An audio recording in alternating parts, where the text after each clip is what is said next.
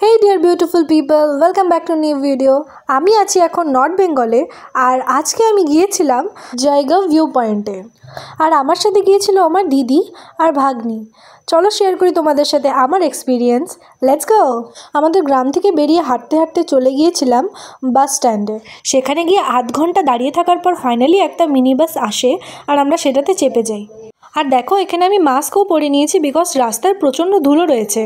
বাসে উঠে যাওয়ার পর আমরা আমাদের ডুয়ার্সের এই সুন্দর দৃশ্যগুলি দেখতে দেখতে ফাইনালি পৌঁছে যাই জায়গাও। সেখানে পৌঁছতে আমাদের মোটে 45 মিনিট লেগেছিল।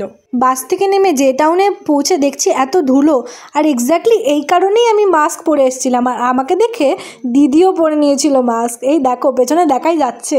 ভিউ পয়েন্টে পৌঁছানোর জন্য আমাদের চড়তে হতো পাহাড়, আর একটু চড়েই এদের অবস্থা অলরেডি খারাপ হয়ে গেছে। এই যে ধীরে ধীরে চলতে চলতে আসছে আমার দুই রত্ন। যাই হোক, আমি তো চললাম। অল্পটুকু চড়ার পরই এই ভিউটা দেখতে পাই, যেটা নাকি দেখে আমার খুবই ভালো লাগছিল। আমি ওদের থেকে একটু তাড়াতাড়ি চড়ে একটা পাথরের উপরে বসে জাস্ট এনজয় করছিলাম ভিউটা। And it was really amazing. কিছুক্ষণ পরে ওরা চলে আসে আর এসেই এখানে বসে ফটোশ্যুট করা শুরু করে দেয়। এখনও পর্যন্ত অনেকটা চড়া বাকি রয়েছে। Just look at the view, isn't it amazing?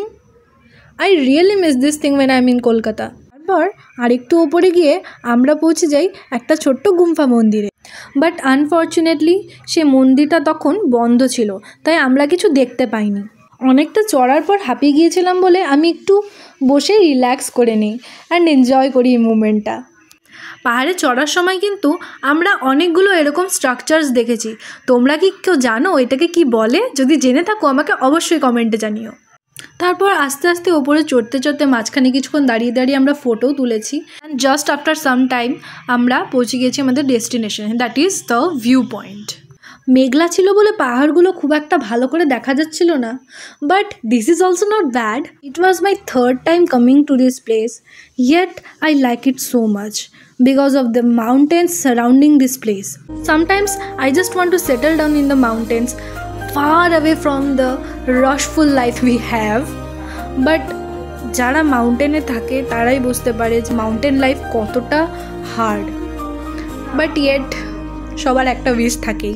তারপর সেখানে ভিউ এনজয় করার পর আমরা কিছুক্ষণ ফটোশ্যুট করলাম অ্যান্ড চলে গেলাম একটা ছোট্ট দোকানে। সেখানে গিয়ে ফার্স্ট অ্যান্ড ফরমোস্ট খেলাম একটা Frooti, which was really refreshing. Frooti খেতে খেতে চলে এলো আমাদের মোমো, যেটা খাওয়ার জন্য আমি জাস্ট 3 মান্থ অপেক্ষা করেছি। And that soft dumpling was so tasty. আমার ভয়েস শুনে তোমরা বুঝতে পারছো যে আমি কতটা এনজয় করে খেয়েছি সেটা।